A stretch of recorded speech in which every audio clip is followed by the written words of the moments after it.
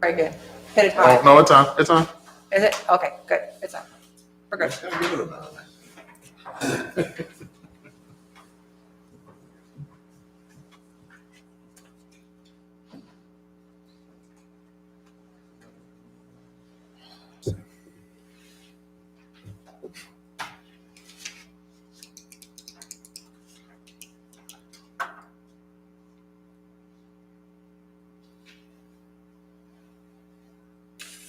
All right, it's 7 o'clock. I'm going to call the meeting to order.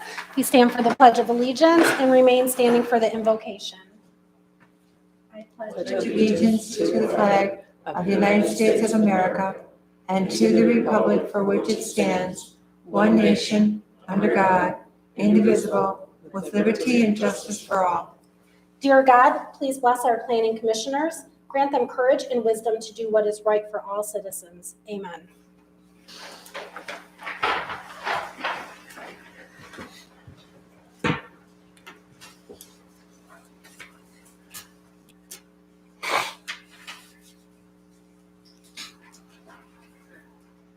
So the lady that was supposed to take the minutes is not able to make the meeting tonight, but she'll be here at the next meeting. So Dennis, if you wouldn't mind having roll call, please. Kevin. Here. Gary. Here. Andrea. Here. Gracie. Here. Nick. Here. Brian. Here. Dennis. Here. Has everyone had a chance to review the minutes for the October 9th, 2024 meeting and October 21st, 2024 meeting? Beginning with the October 9th meeting, any changes or discussion?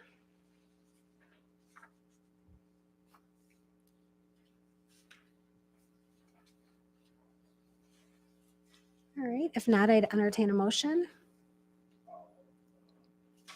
Motion to accept the minutes titled Draft 2 as presented. Been supported, no further discussion. All in favor say aye. Aye. Opposed, motion carries.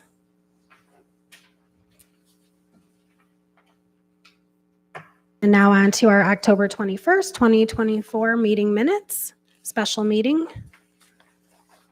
Has everyone had a chance to review them? Any corrections? Discussion?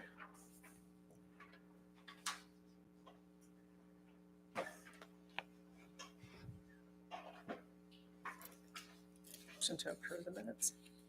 Special meeting draft minutes of October 21st. Support. Okay, it's been moved and supported. Any further discussion? All in favor say aye. Aye. Opposed, motion carries. Okay, now is our time for correspondence. So what do we have here? Our Michigan Planner book. Everyone's able to see that. And it looks like I have something from Almont Township.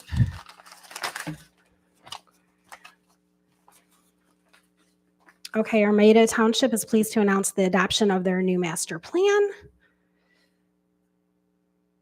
Okay, and it is on their website under Spotlight News if anyone is interested. Okay, any public comments? This is the time for anyone in the public who would like to speak about something that is not on the agenda. All right, seeing none, we'll move on. Any late agenda items? Okay, no introductions, no public hearings. Okay, new business. Proposed text amendment to Almont Township Planning Commission bylaws, Article 8, Section F, subsection 1.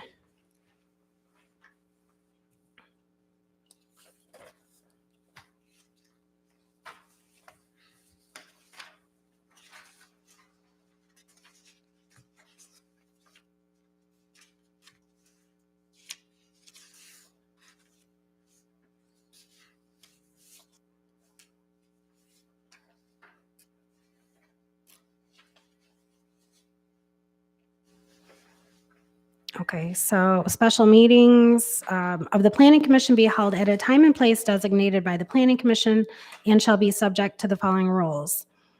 In accordance with the Township Planning Act, only members of the Planning Commission may call for a special meeting of the Planning Commission. In addition, the fee cannot be waived. Amended November 2024. Was that the only, Dennis, was that the only? Well, Ida's version cites the PA, the 2008 Public Act 33, so it's really a better, probably better language to have that in Oh, the I see it. bylaws. Just a clarification of where it originated. Right, yeah.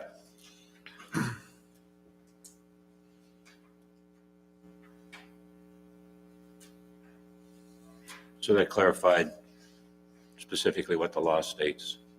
So it's in the bylaws now, so Perfect. I guess we need a motion to approve that. I will make a motion to amend item F, paragraph 1, to include the text as written in accordance with 2008 PA 33, Michigan Planning Enabling Act.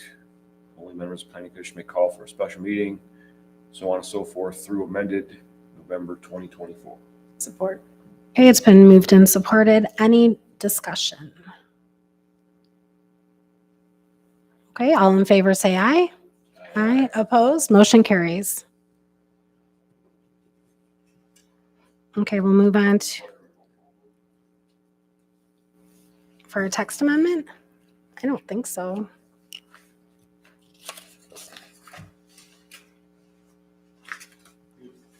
I would make a motion because you're sending it to the township board for final approval.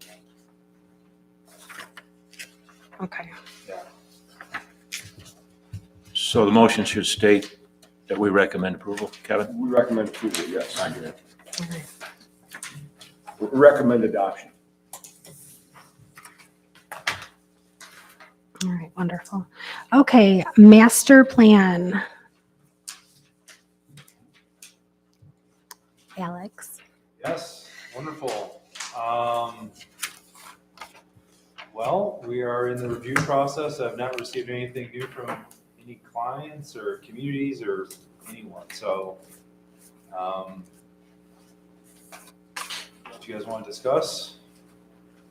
Dennis, you got questions? Sure, let's go. I sent an email out to everyone, so you should see that was straight from Michigan State Extension. So you're looking at 63 days requirement.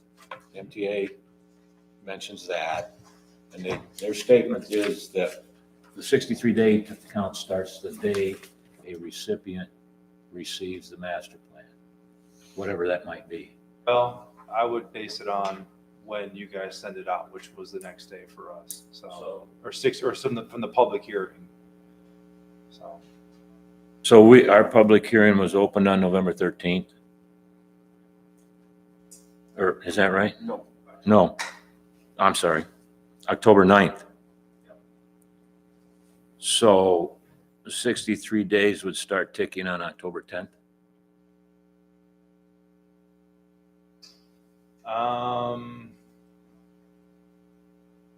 Yeah, the language isn't very clear. Typically, it's the day of the public hearing. So, yeah, so.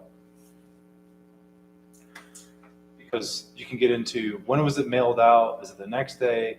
What we know was the public hearing was held on the 9th. So, tack on 63 days. So if we tack on 63 days, then our regular meeting for December, It's on the 11th. So even if you started the next day, day 63 is the 11th. okay. And that's kind of the intent, is the way, knowing that communities regularly meet with the scheduled, so you're pretty much giving communities 2 months to review it. Right. Yeah.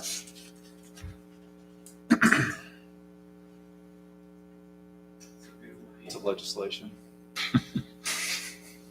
How often, if at all, is it ever challenged after review? 20 years, I've never heard of it. Never heard of it, yeah. I mean, and I worked at the county, which it is a state mandate to have a planner on staff at the county to review plans for that exact purpose. You could get rid of all the other functions, but that's a required function. So, all my years, I never heard of anyone challenging it. All right, sounds good then. We're good for the December meeting. Is there any comments or feedback? Have you guys heard anything? Correspondence? Madam Chairman, I did hear from the Township of Armada, Mhm. and we provided them with a copy, which they said they got in the mail. And she said, I have to make copies for her planning commission. And I said, yes, ma'am, you will have to do that. So, but we do have a motion that was made, and it was until this meeting. So are you going to extend it being opened until December? Yeah, the motion on October 9th cited the 42-day requirement, which would mean that we could hold closed public hearing tonight. I think we have to provide a recommendation. We need to make a motion to extend it till December 11th to cover the 63 days. So we need to keep the public hearing open. Yeah. Okay. We need an additional motion for, Yeah, just say make a motion to schedule the public hearing for 63-day review on December 11th. To continue and keep the public hearing open to meet the 63-day requirement to our December 11th meeting. support. It's been moved and supported. Any further discussion? All right, all in favor say aye. Aye. Opposed? Motion carries. Okay. All right, we'll move on to our next favorite subject. Renewable energy and energy waste ordinance, solar wind battery. Well, guys, the latest I have is from this morning. So I had the pleasure of going to a Michigan Plant Association sponsored event. They'll have two. One was in Southfield, another one will be in Grand Rapids later this month or next month. It was similar to that at the Michigan Plant Association conference in Grand Rapids, which was two presenters, in fact, from Eagle, from the University of Michigan, two researchers who are planners, as well as representative from the Michigan Planning Association. As I've noted before, and I kind of will just regurgitate again, the same stuff is that we have essentially four options of having a wind solar battery storage ordinance. One which is considered a CREO. You can accept a CREO, which would kind of have minimal requirements for any applicant in any three of those types of alternative energy operations. You can match what the state MPSC has on theirs. Once again, it's kind of thin. Or you can go to another option, is kind of what you would be considered would be a workable or non-workable ordinance, which would be incompatible with state requirements, or the CREO option. I'll just say that most folks don't see there's a point of having a CREO. It doesn't do much for you. And therefore, we're still in this kind of trying to understand what is technically workable or unworkable. Where is that sliding scale? How gray is it? Perhaps some of you guys are familiar that Michigan Township Association and their attorneys have put together samples recently of a workable, as I would say, perhaps a starting point. But then again, we know that most operators are more keen and focused on going through the local route as opposed to the state route. With that being said, you do have an ordinance in place. For what it is, it's a starting point to at least play ball, negotiate, and discuss with the potential operator in your community. Any operator could potentially go through the state route no matter what. So if you're willing to work with them and understand your community needs and what they're trying to accomplish, I think you could potentially have a successful project. With that also being said, as I talked with Andrea today as well, is that perhaps some of you are familiar with, there are 75 communities. There's a lawsuit now that's a lawsuit of 75 communities, 5 counties suing the state on Public Act 233. So, knowing that everyone was concerned that a lot of these issues would go to the state or to the court eventually and kind of iron out some of these details, it appears that possibly the potential that this lawsuit may bring about some amendments to Public Act 233, potentially. We're not sure what that means. So there are a couple options what we can do now. We can amend our text, live with our text amendment as is, make amendments as we see fit, and determine what we believe to be a workable ordinance, or just go and follow those CREO or state requirements and kind of just be in line with the state. And I guess in that case, prefer to have them come before you and kind of perhaps look at conditions of what may be a successful project to you based on the community's needs. So those are kind of the three routes. And as we learn more, as all, practicing planners, communities, attorneys, representatives like yourself, I think we're all trying to learn more of this new law, what it means and how it works and doesn't work.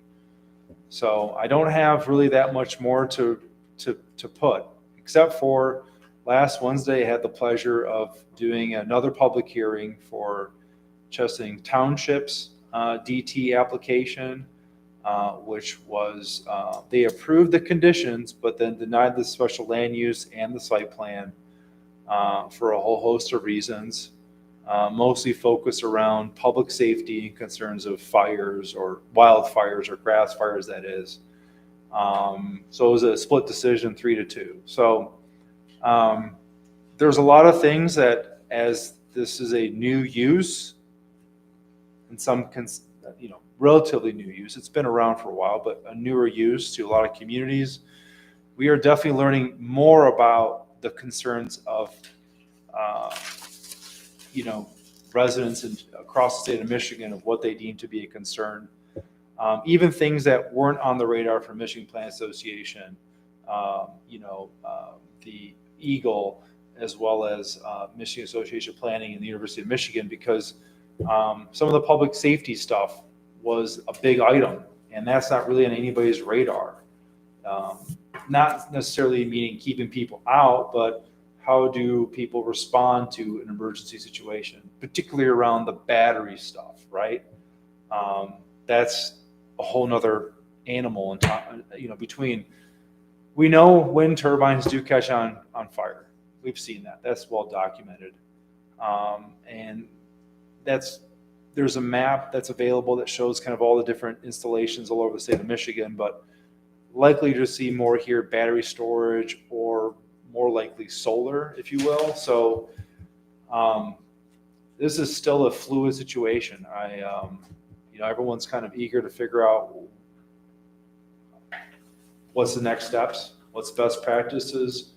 As you've seen, there's different examples all over the state of Michigan as opposed to what there is. And we're watching those and reading those, and we're part of those emails and calls and correspondence. So, it's up to you guys. If you guys want to,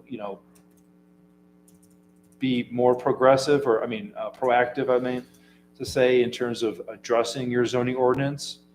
But you're in a lot better shape than a lot of other communities. This is true. A lot of communities just don't have anything at all, really. Very little. So the options are really follow the state requirements or create your own requirements, and nobody really knows if the courts will decide if that's, reasonable regulations when the state has their own standards. So, Thank you, Alex. if someone tells you they know the answer, I'd love to know who that is, because I've talked to all the experts, MTAs, attorneys, Michigan Plan Association, Eagle. There's examples out there And I know you guys are concerned about doing the right thing for your community, but I would say that put things in your ordinance that you think are important to your community. And if applicant does come your way, you can perhaps waive some things if you feel as if it's a way to improve the project, or require some requirements, conditions that you think are important to the specific applicant's designs, so of a solar or wind or battery storage. Thank you, Alex. All right. Any comments or questions? Would anyone like to start? Alex, the concern about that community that you mentioned about grass fires, as it relates to which form of renewable energy? Well, this is about a solar A solar farm, yeah, and so. So how does that? Great question. Great question. So they have a volunteer. This is pretty rural Michigan, of course, the middle of Michigan. They have a volunteer fire department. It's one person, and it's likely to be a grass fire. Okay. And it's fenced in, and so DTE has provided, or in this case, provided their own public safety measures. So they have employees stationed around Michigan that can manage these types of emergencies. The issue was the distance and timing and response and capabilities. One being the lack of capabilities of the local community and their volunteer fire department, ability to manage perhaps a grass fire. And then the second part was the responsiveness of DT. Now, DT is pretty confident that they can respond to it. They have other operations throughout the state of Michigan. But yeah, that was the, no pun intended, that's where they're hanging their hat on that one, as a public safety. So, so the grass fire issue, is that a natural occurring potential fire, or is that something brought on by solar panels? Well, the applicant Is there a was trying to hazard? demonstrate that it's not really an issue with their panels. Okay, It's just more of a natural occurring type thing Okay, that could right. occur. Yeah. And that DTE had a plan in place to mow the grass twice a year to get it real short, right. to mitigate, that, as well as removing any types of debris damming up on the fences, all sorts of things of that nature. So, DT did a pretty thorough application for this, but like I said, the community, the PC decided that, to turn it down on a 3-2 split decision. So, yeah. So they're likely to get sued, and they're likely to see this project come back at them through the state. So, So our current ordinance, you feel, is better than, it's better than most communities. is it? Yeah. I think it's respectable. I think there's some noted, I did obviously a technical analysis of things that provided you guys of some areas that I think can improve it. Does it meet the state requirements? No, you have more things in it than the state requirements are. But I think that's fair and justifiable. I think if an applicant wants to come to you and have a quicker time frame than 1 year review by the state, it's possible. You do not, the township does not guarantee, timelines for approval. You don't do that for any other use. Why would you do it for this? So, I think you have things in there that I think addresses at large issues, and it all depends on what the applicant's proposing, right? I mean, what are they proposing? Are they going to be right on the site setbacks? Are they going to move back? Do they want to increase the height or screening issues? So, are the parcels in this case, Chestnut Townships? I'll give you example. Is that the parcels were non-contiguous. They were kind of piecemealed, so they some areas they touch each other, some not. So, this was 783 acres of solar on roughly 1,300 plus total acres of parcels. So they were kind of, with varying setbacks and things like that. So Other than the fire hazards, what were the other areas that they used to deny it? great question. So drainage, they were concerned about drainage. It's very flat out there. They have issues with the county drain, which is not really the applicant's problem. It's not their fault that the county drains are what they are. But there was concerns about if they're grading it or what's going to happen. The applicant was like, we're not doing any grading, maybe minimal, if anything, that they're just pretty much driving. Yeah, right. So, so, I get that. and none of them really interested in hearing about, the case study of Lapeer, the city of Lapeer, which has the oldest one and the largest one at the time east of the Mississippi. Right. So, that wasn't of interest to them. They had their own thoughts. So, and ideas and conspiracies. So it's likely the state is going to come back and. We're going to go through the state route. It's likely. I don't know. I can't speak from it, but I would say that. I mean, no, we don't have a crystal ball, you nor we, but it sounds like the state's going to come back and give them a thumping. Well, it was not, they're going to then follow the state requirements. So it could potentially be a bigger one. They won't have the 300-foot setbacks from dwelling units. I think the tough part about this project was if it was continuous parcels in a part of the township where no one's going to see it or hear it or whatever, not a big deal.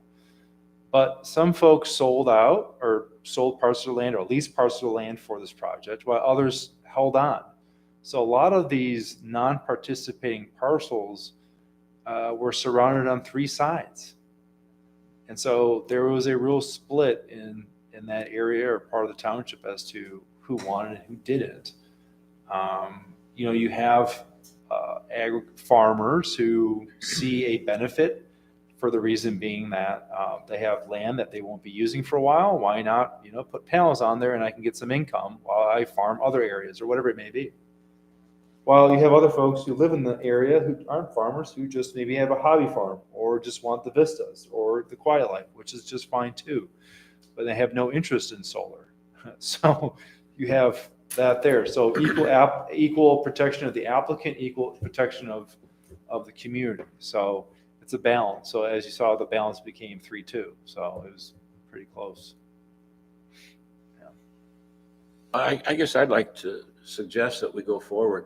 Alex, you've already done a lot of work for our ordinance, which I think is a big improvement. I see there's some question marks in there, what we want to fill in. And I think, in my opinion, we focus on the solar, commercial solar. Windmills and batteries, I think we are more vulnerable for solar than windmills and batteries. And the state requirement only covers 50 megawatts and larger. It kind of leaves anything below that to the local community. Yeah, and I think the thing is if you want to put your political science cap on for a minute, the way the law is written, it allows, if you want to have it's a funny exception to the law. If you have a city or village, the law doesn't apply to you. For the reason, so that's why townships are upset, because likely to be that, you do have a village here, right? The size is so much and it's, but a lot of villages and particularly cities are in pretty urbanized areas or areas that vote for sort of certain political party maybe. And so with that being said, they have more control. And also if you're going to do 50 megawatts, you're likely not to have a large project. So it allows the community to have more control, because I've seen applications of solar in cities that have brownfields.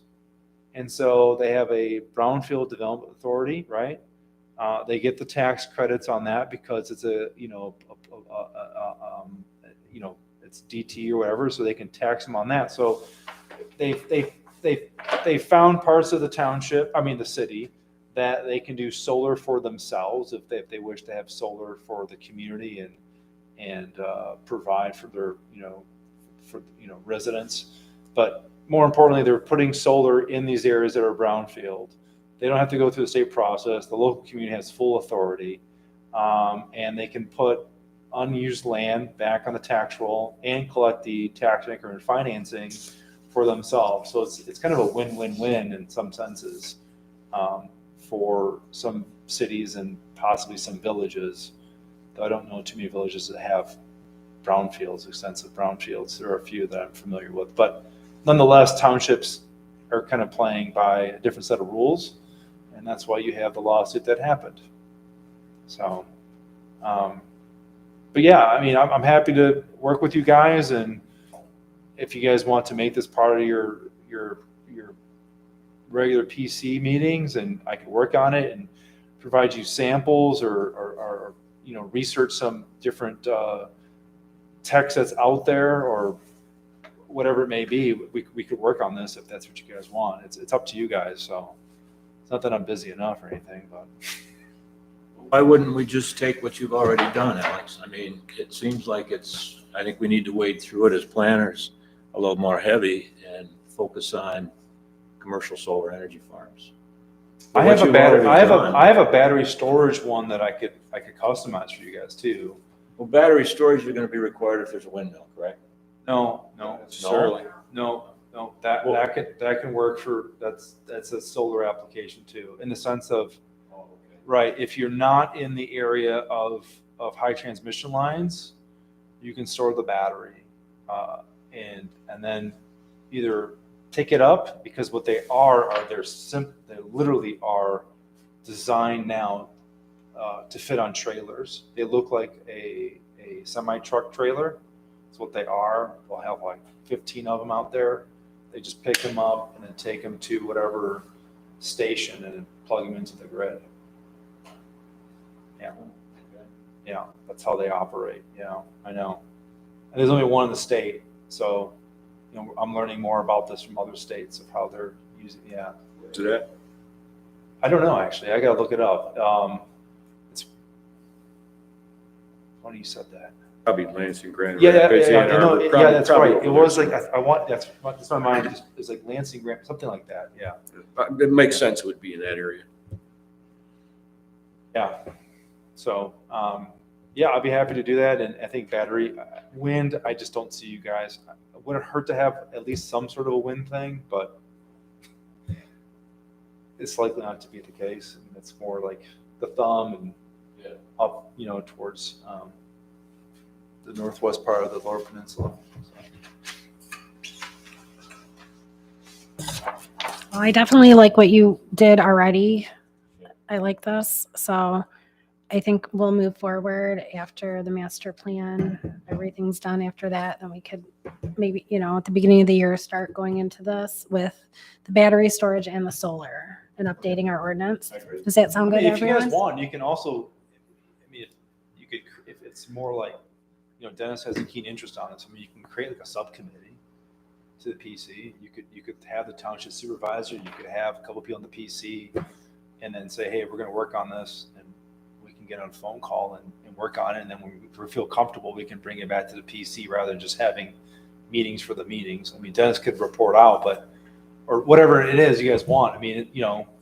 I'm just trying to make it easier on you guys for the holidays, right? So. I'm not sure that we necessarily have to wait for the master plan to get approved. No, you don't. No. What was that, Dennis? I don't think we need to wait for the master plan to get approved by the board. That's going to be January at the earliest. But I think we're pretty close with what you've already done on commercial solar energy farms. Maybe what we're vulnerable to is the battery storage. Yeah, guess. I can share with that. And I mean, if you guys, I can bring it back to you. But let me ask this. I mean, have you guys heard people getting tied up with leases? Is this, going around the township? Right there. Heard about I was it? gonna say about 8 months ago, I was approached. Okay. He said he worked for DTE, but he was out of Texas. Yeah, I know Yes. the guy. Yeah.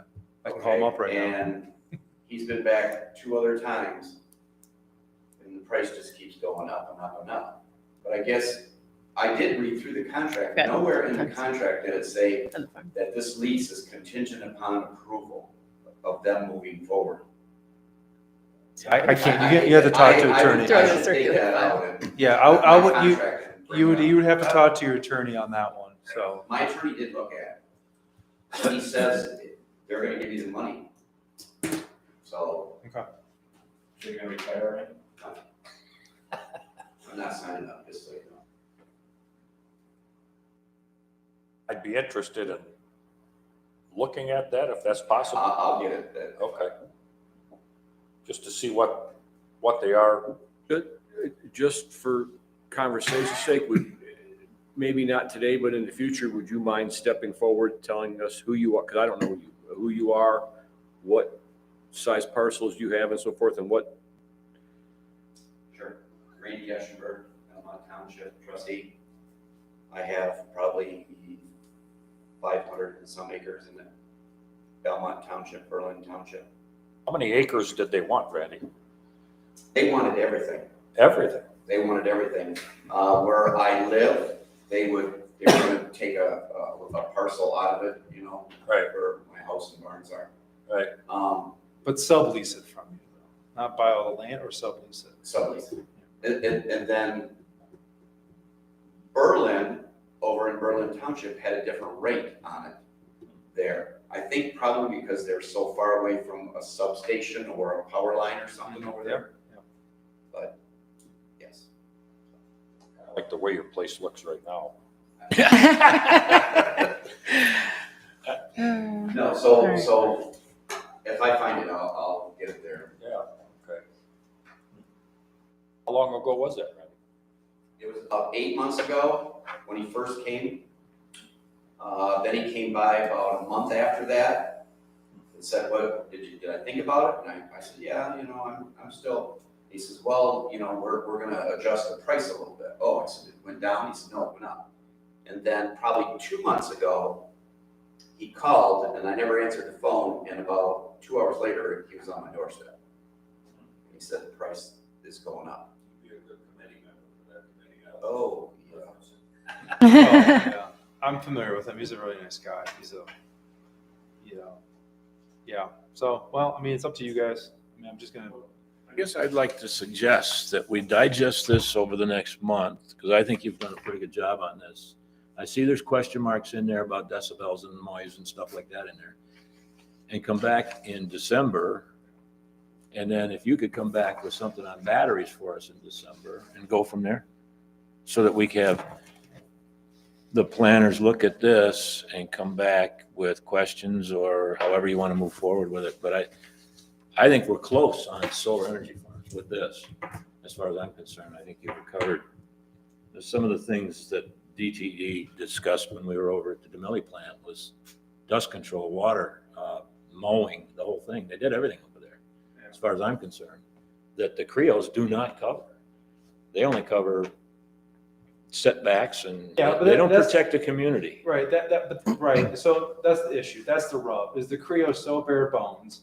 Then applicant kind of gets what they want. And the reality is, the legislation is written away because there was so much pushback that the state has goals to, compete with energy prices, to get economic development, to get jobs, to get manufacturing back to Michigan. Because, going to school in Tennessee, the TVA was right next door. The TVA's power prices Michigan will never compete with those. So all the big projects are going to Tennessee and Kentucky.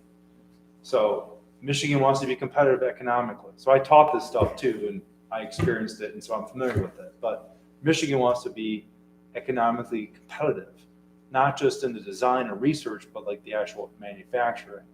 So this is one of many ways Michigan is trying to do it. Now, you've all heard nuclear, you've all heard all kinds of other stuff of what we're trying to do nationally. So this is part of it.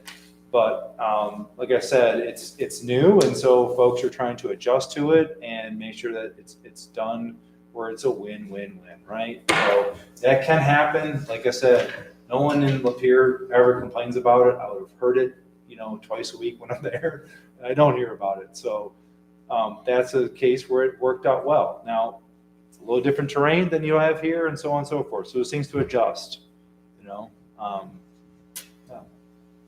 Like you've brought up though, not every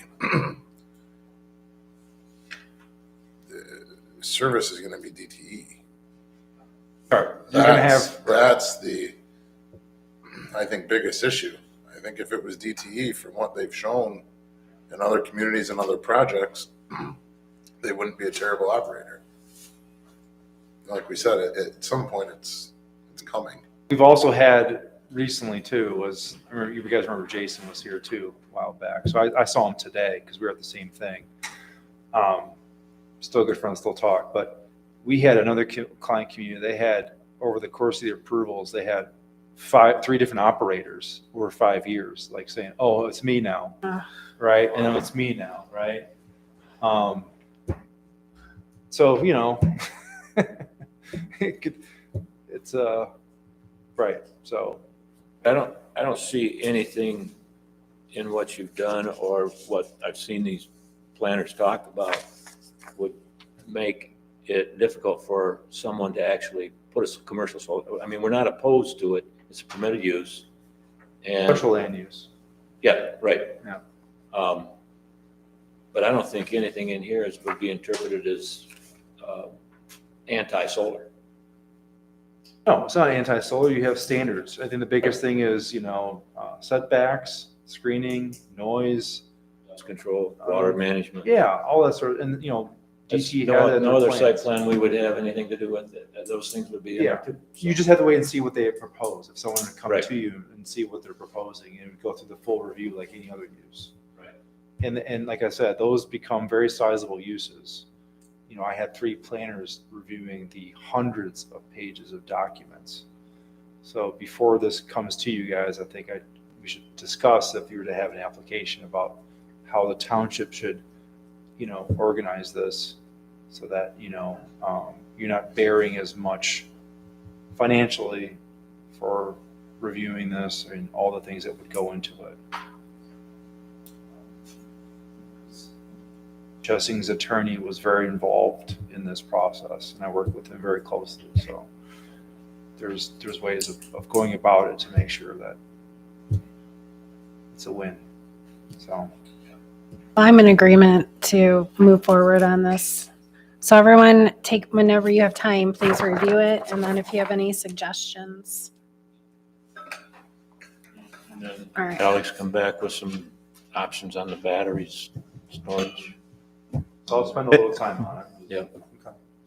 As we review this, something I want to kind of bring up is, so I agree the battery needs to be looked at a lot. I think also what's not really covered in the Public Act or the CREO is environmental hazards. And so generally when you have something industrial like a 50 megawatt, or even, you know, let's say it's 49 megawatt battery storage, you have all these metals, like what happens in a fire, all these heavy metals are going into the ground. Almont is has very fertile soil. Well, what becomes of it now during an environmental hazard? And as you talk about companies shifting over, subsidiaries shifting, you know, are they bonded to do an environmental cleanup if that's necessary?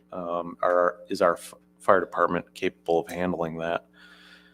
The other, speaking of subsidiaries, the other thing that I don't know if anyone saw I saw a news article about a month or two ago in Green Township, Michigan, where their battery storage plant, mind you, batteries are a huge Chinese industry, and they had a company put in a battery store, or proposed to put in a battery storage operation, and the subsidiary was Chinese, and so all the trustees voted yes on it without knowing that it was Chinese. And the citizens end up recalling a majority of their trustees. So, I mean, that is a risk as well. Will it happen here? I have no idea. But the level that renewable energy businesses are at is way beyond what a small town like ours can ever imagine. They have lawyers, teams of lawyers. I've seen it in Rogers City, Michigan, where they come in and they sell a bill of goods that maybe they may not deliver on. So to your point, Dennis, and I've heard a couple times here, is like we got to really evaluate standoff distances. And the Public Act talks about the standoff distances being the end all be all for public safety and things like that, but we need to be concerned about not only public safety, but our community in terms of like screening and that sort of thing, so that it's not an eyesore or it not noisy, environmental hazard. Environmental impacts that we typically look at are kind of on a smaller scale than I think what most of these commercial operations might be used to, where you would have an environmental impact study that might take a year and a 800-page book that would go over historic value of the land, agricultural, the effects on the water, waterways, that sort of thing. I really feel like we need to protect ourselves in that regard. If we all know that, state law will never change, right? And their politicians will never change, and grants will never change, and things like that. So with this public act, we have this now, and if we were to adopt a CREO, which doesn't sound like anybody's in favor of, but if we were to adopt a CREO that marries that public act, we're chaining ourselves to something that was created in 2024, 2023, whenever it was. And I don't think that's wise either. And I think we need to not disinclude the public act. Obviously, legally we can't, but we need to create this workable renewable ordinance as though we have a blank canvas, for the sake of, we need to protect ourselves, because we don't know what the public act is going to do 5-10 years from now. And so I'll get off my soapbox, but the other thing I wanted to bring up was renewable energy. So I became a certified energy manager about 10 years ago, and 10 years ago, people were talking about wind and solar. They were talking more about solar, but when they discussed it, it wasn't very widely known, and now it's becoming more and more entrenched in our communities. Now we're getting a little bit more used to it, but you realize that you look in the thumb at all these wind farms, they're less than 10 years old, and they got an expected useful life of 20 years. So what happens at the 20-year mark? What's the decommissioning plan? And that's not really something that I feel is robust enough, especially in the Public Act.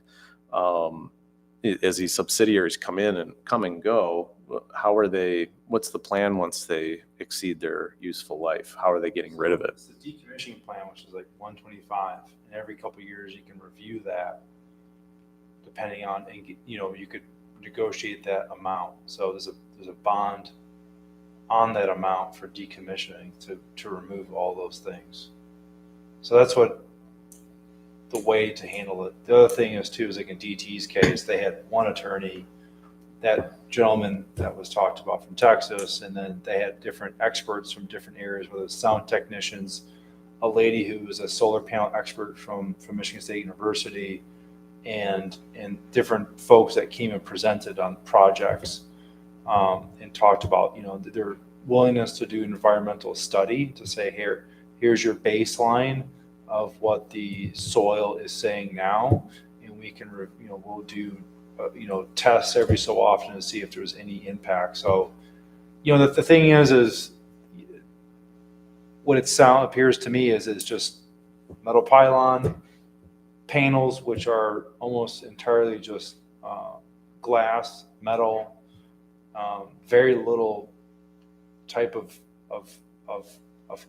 any type of, sensitive materials in them, and then just conduit. I mean, it's become now as bare bones. And then on top of the manufacturing question, DTE's case, theirs were made domestically, not domestically, in North America, which I believe was Mexico. That's where they're manufacturing they're getting their panels from. So in DTE's case, it was, they were kind of addressing those comments too. So, but those are important things that need to come up that necessarily can't go into your, like I said, your zoning ordinance. It's more when they come to you, you have to be prepared. So And I'm familiar with those questions. So, like I said, working with their attorney and us, and this had been a process for 2.5 years. So, and they ended up denying them. So, Thank you. All right, any other discussion? All right, we'll move on. Any other reports, Alex? no, there's trainings, but it's a little slower now. Michigan Planning Association has trainings, Michigan State Extension. Obviously, trainings will start picking up in the new year because the holidays is not a lot, but there's a few virtual ones on there.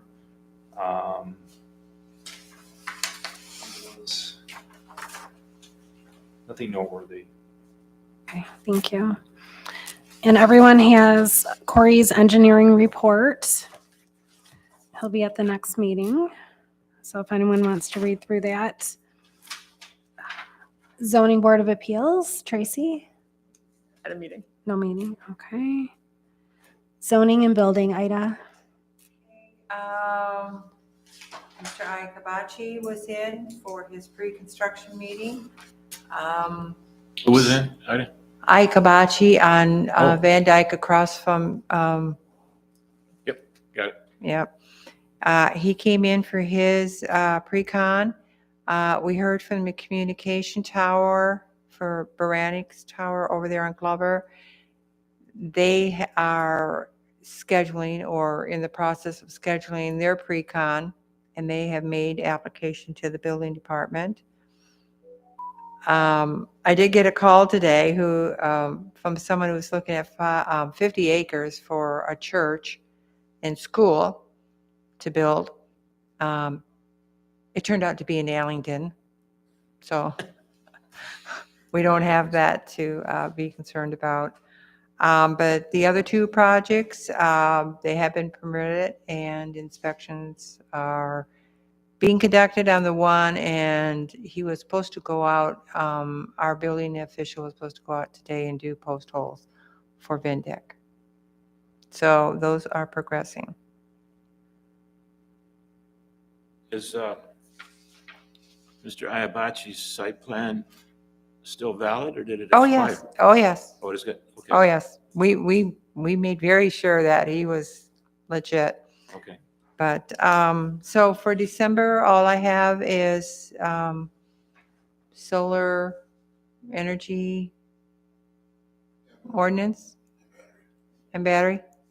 That's all. And then, the master plan will be closing our And the public master hearing. plan? Yep. So, okay.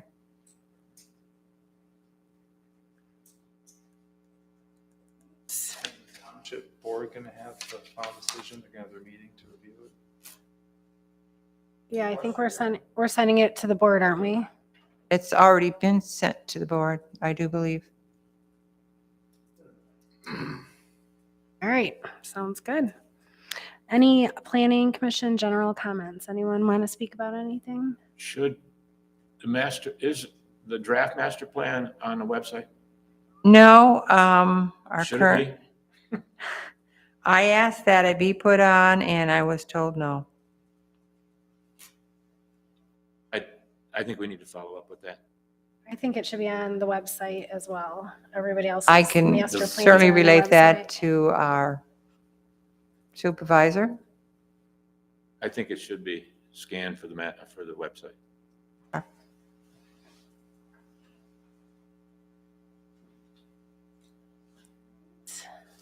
Anyone else? All right, if not, I'll entertain a motion. Motion adjourned. Okay. All in favor? Aye. Aye. All right, meeting adjourned, 7:53. Yes, please come on up. We'll sign for you. Did you enjoy it?